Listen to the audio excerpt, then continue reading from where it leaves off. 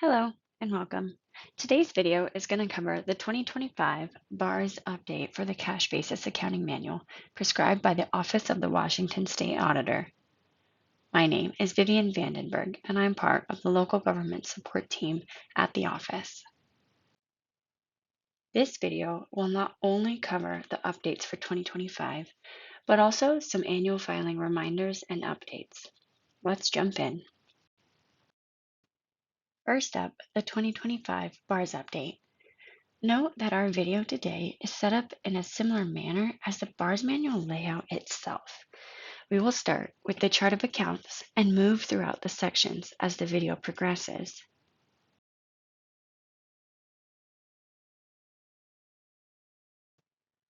Also note on the right side of the screen, it says chart of accounts.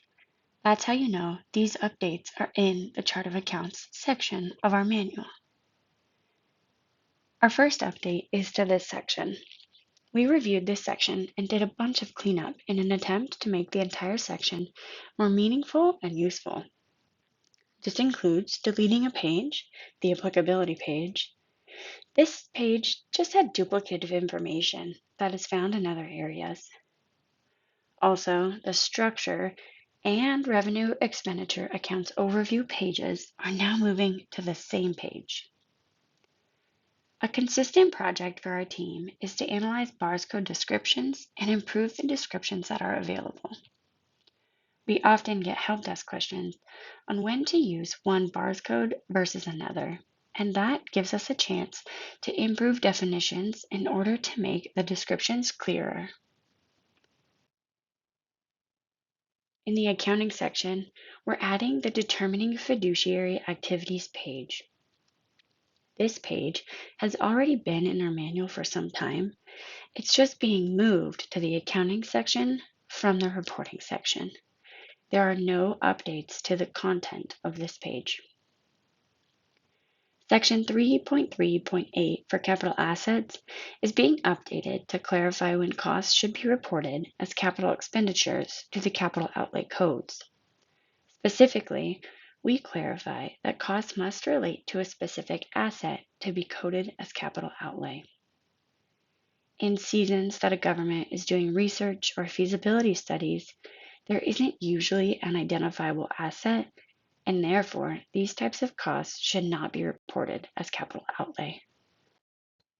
The next update is to the Fund Accounting and Fund Types page. This update is to the fund definitions on the page, clarifying the sentences by updating the word should to are instead. The word should is very strong in the BARS manual. When a sentence uses the word should, that means you must do that thing that is telling you to do. Well, that's not really what we meant here. We didn't mean to say that a government must use a special revenue fund to account for and report proceeds of specific revenue sources that are restricted or committed, because these funds aren't required for every restricted or committed revenue stream. By updating the terms, we now capture how special revenue funds are intended to be used. Located on that page is section 3.1.7.50 for the number of funds. This is just a reminder that governments should only establish and maintain the minimum number of funds consistent with legal and operating requirements. Using too many funds results in inflexibility, complexity for the citizens and other users of government financial statements, as well as inefficient financial administration. Local governments should periodically evaluate their fund structure to ensure that individual funds that became unnecessary are eliminated from accounting and reporting. Elected officials should be educated to the fact that accountability may be achieved by the use of department, program, and other available account coding, or the use of managerial funds. Which is a good segue to our next update. This covers a new page. Over the last year, our team has researched throughout the accounting manual to analyze the currently available guidance on managerial funds. we noticed there was some room for improvement. We have worked to consolidate the available information and expand on it. This new page is not intended to require governments to use managerial funds. Rather, it provides guidance regarding these funds if they are used at the government. The new page will define these fund types, discuss how to roll up these funds for reporting, as well as how to convert managerial funds to reported funds and the reverse. With these discussions, the manual is including a few visuals to help the conversation. The first visual covers the rolling up of the managerial funds for reporting purposes. Note, this government has a general fund and a Grants 301 fund set up as a managerial fund of the general fund. In order to report, this government utilizes an off-book consolidation spreadsheet to capture all of the necessary inter-fund eliminations in order to report the Grants 301 fund in the general fund. This specific visual points out the transfer activity between these two funds, which is eliminated for reporting. The next visual covers a situation where a government has historically reported both the general fund and the grants fund on the financial statements. However, now the government has decided to continue to operate the grants fund as a managerial fund of the general fund. Note in the reported funds column, the only activity reported on the financial statements for the grant fund for the year they first decide to convert this fund will be the change to or within the financial reporting entity and the original beginning balance. All other related activity to this fund is now reported in the general fund. The final visual included does the opposite. It shows how to convert a managerial fund to a reported fund on the financial statements. In the first column, we see just the general fund being reported. However, in the final two columns, we are presented with the grants fund and the general fund. Note that the government is required to use the change to or within the reporting entity codes, remove the activity from the general fund that belongs to the grants fund, and now that these funds are not reported in a single column, the transfer activity between the two funds is presented on the financial statements. Our next update lands us on 3.2.4, money held in trust.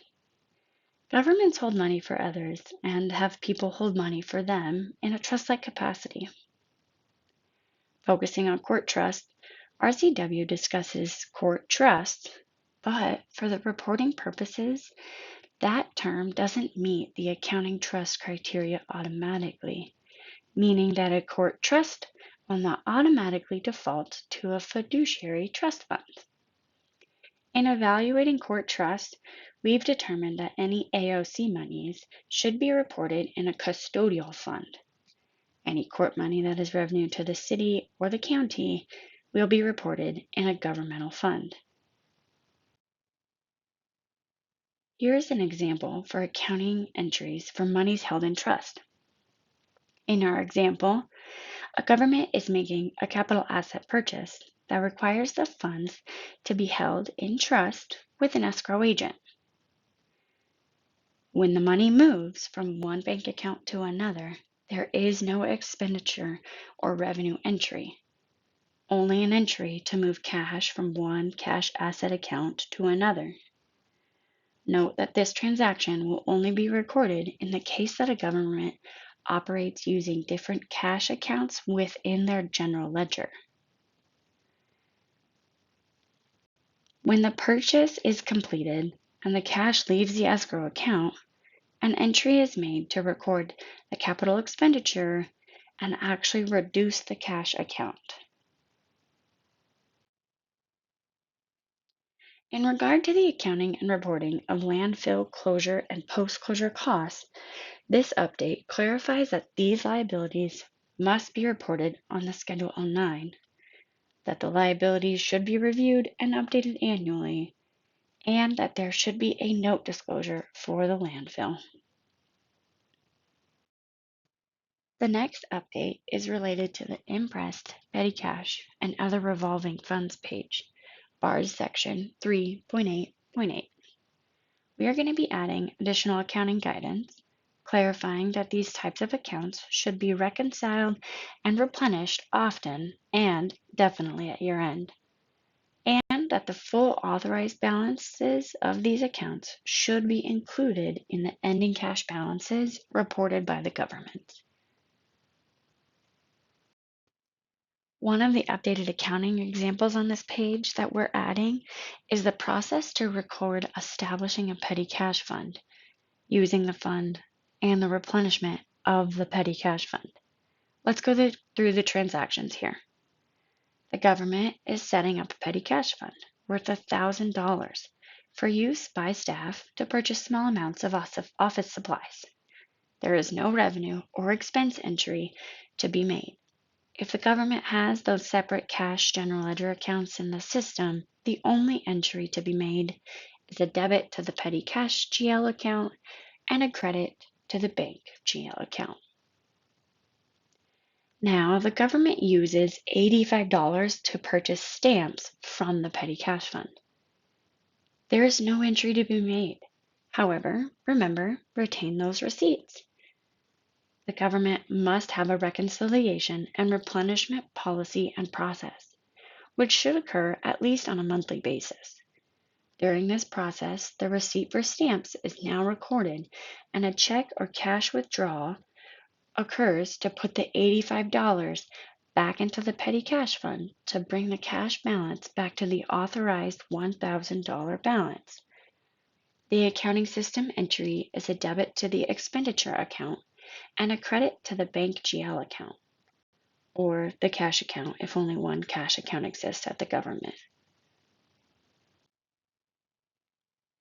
In regards to interfund loans and interfund activities, we're adding some additional guidance with example journal entries to the interfund loans section. For the interfund activities, we're going to provide additional and more clarified guidance on when a government is providing an interfund service versus what should be recorded as an interfund reimbursement. We have posted an interfund activities training video. This happened a few months ago on our training page. I encourage you to scan this QR code to check out that video to learn more about interfund activities. The cash basis ER&R page linked governments to section 3.9.6. However, that was a page linked to the GAAP basis accounting manual. Therefore, we determined to create a cash page. So section 3.9.6 contains general information about all internal service funds. We've moved items around to ensure that any of the ER&R guidance that applied to internal service funds was moved to the internal service fund page to ensure we weren't duplicating any information. We also added some accounting guidance for internal service funds, including information on revenue reporting in internal service funds, and that the funds receiving the services from the internal service fund should be reporting an expenditure. These are not transfer in, transfer out transactions. Moving in to 4.3.1 fund types located in the reporting section. We evaluated the BARS manual for duplicative information here also, and we found that we had duplicate fund type guidance in both the accounting and reporting sections. We have consolidated the fund type guidance into the fund accounting and fund type section 3.1.7 in the accounting section of our manual. That moves us into the note disclosures, starting with Note 1 for the summary of significant accounting policies. We have a few clarification items here. We clarify that the city and county government types need to disclose in Note 1 when investment income associated with one fund is assigned or deposited into another. We're also providing guidance on how to disclose if there's not a threshold policy for your leases and SPIDA arrangements.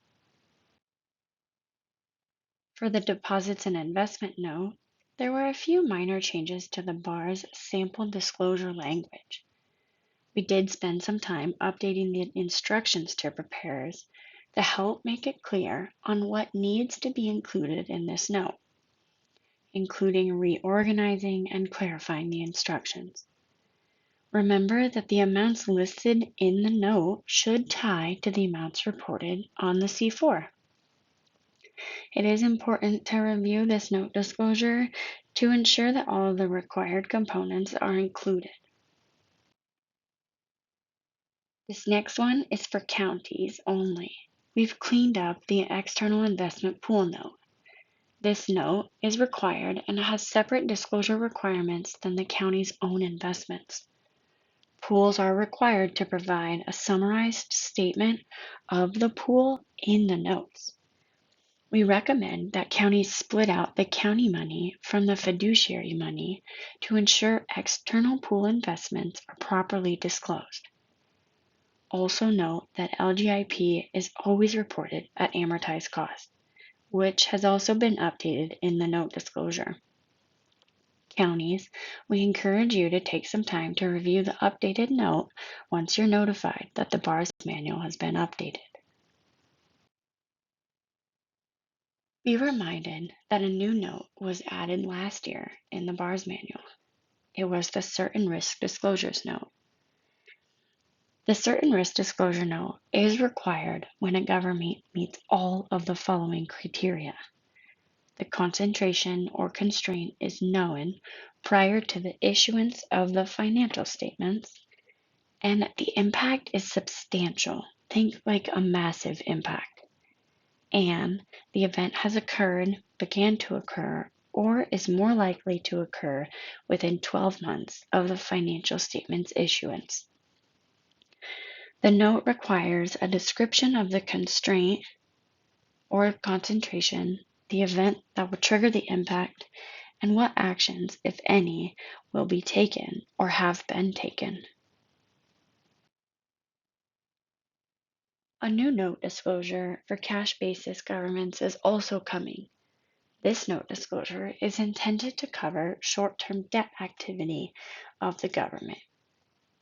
Short-term debt to be reported should include all loans that are less than 1 year, even in the case that there's no outstanding balance at fiscal year end. As for the risk management note, the disclosure required for discussing the types of risks the government faces and how those risks are mitigated, think like liability insurance. We're seeing a vast amount of disclosure in this note, and just want to remind you to review the disclosure requirements. Unless you are a risk pool yourself, the note shouldn't include every layer of the insurance information, nor should it be a copy of the coverage letter from your insurance. Please check out the requirements and let us know if you have any questions. Note that really, if you're not part of a risk pool, the note disclosure shouldn't be more than just a single page. This year, we also worked on updating the going concern note disclosure. The update consists of clarifying when to include this note disclosure in the notes to the financial statements. Governments that are assuming they may not continue as a legally separate entity with the ability to pay its own bills and liabilities should review and likely prepare this disclosure.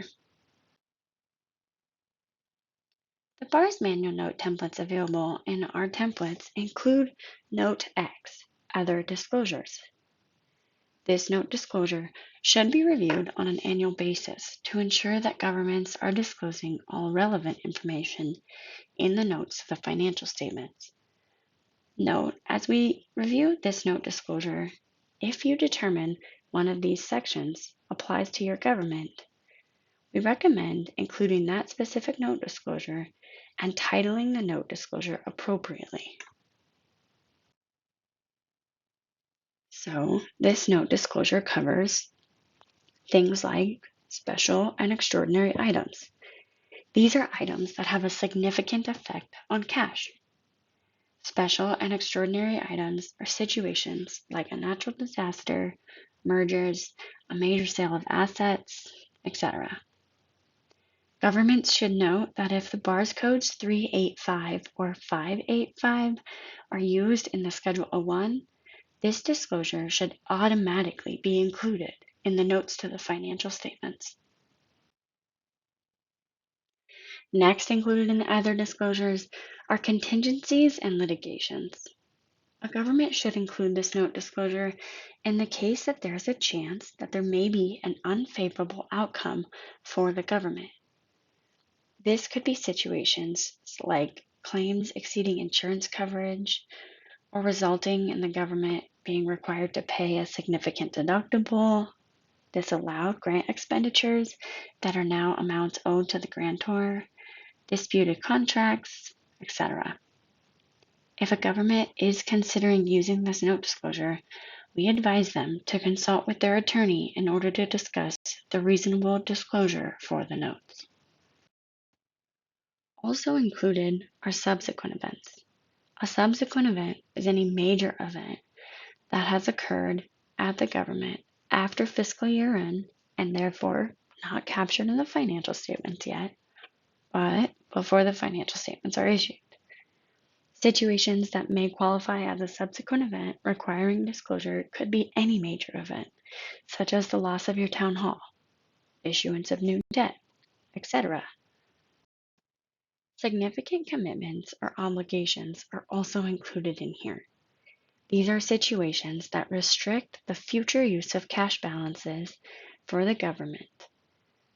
This could be situations like those presented here, a city hall construction project. See that there have been $4 million spent on the project. However, there's a remaining $30 million to be spent on that specific project. The other disclosure template also covers government combinations, which could be mergers, acquisitions, or the transfer of operations from one government to another, and really any other significant items.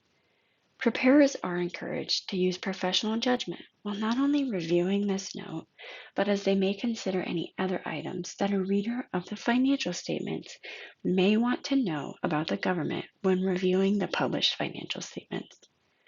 The notes to the financial statements are the story of the government's financial statements, right? It's the discussion of the causes of the numbers on the financial statements and the future of the government. That concludes the updates to the manual for this coming update. Every year, the list of updates to the manual can be found under the Alerts and Changes section of the manual. We retain 5 years of changes for your reference. Our next and final topic is the annual filing system reminders and updates coming your way in regards to the next filing system. On the Schedule 09 step with the fiscal year 2024 filing, you were asked if your government has a continuing compliance requirement deadline related to your outstanding debt. This is a yes or no question. If a government has a requirement to provide audited financial statements to debt investors, such as uploading your financials to Emma or providing them to a bank, you'd answer yes. If you do say yes, you then are asked to put in a reporting deadline date, the date that your audited financials are due to the investor. This helps us in scheduling your audit to assist in meeting your deadlines.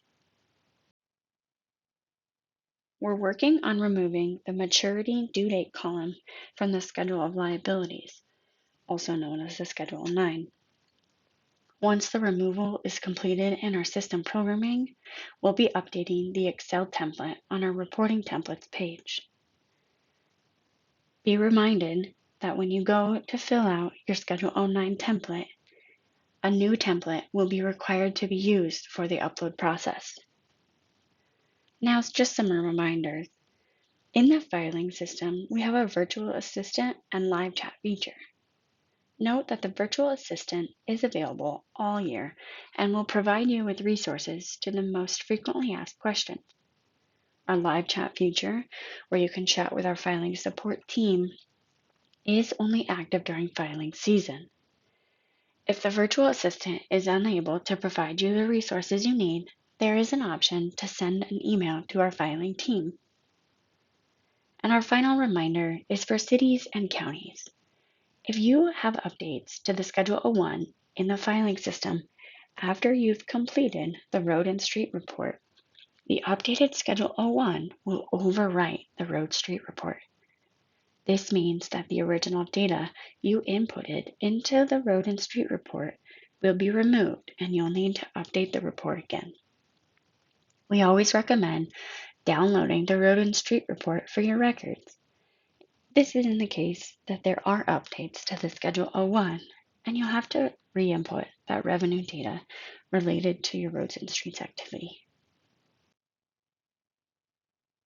Our filing team provides several resources for you, including recorded trainings to walk you through the filing system, visiting our website at sao.wa.gov.